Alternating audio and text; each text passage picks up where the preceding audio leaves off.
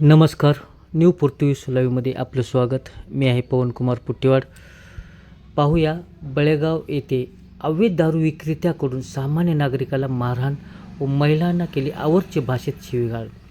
Nanded police अधीक्षक Avinash Kumar operation flash आऊटच्या माध्यमातून मासरेटच्या खाली जिल्ह्यातील अवैधरित्या दारू विक्रेत्यावर कारवाई करून त्यांना जेलची हवा दाखवित आहे.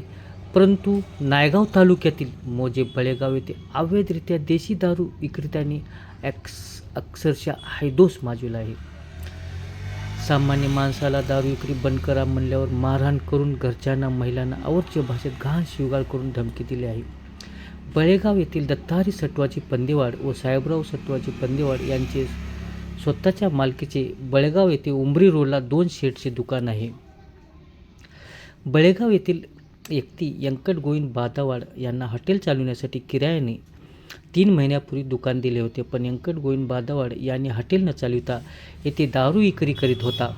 दत्ताहरी सतवाजी पंदेवाड यांनी आमच्या जागेत दारू विक्री बंद कर असे म्हणल्यावर आपसामध्ये बाचाबाची झाली व गावातील काही प्रतिष्ठित व्यक्तीने हा वाद जागेवरच मिटवला. पण त्याची मनामध्ये खुन्नस ठेवून व्यंकट गोविंद बादावाड यांनी दत्ताहरी सटवाजी पंदेवाड यांना दिनांक 25 रोजी मोटरसायकलवर कामाला जातेवेळेस गाडीच्या समोरून मोठ्या लाकडीने दंडुक्याने जीव घेणं हल्ला केला. डोक्याला गंभीर दुखापत झाली असून त्यात हात फ्रॅक्चर झाला असे डॉक्टरांनी रिपोर्ट दिला आहे.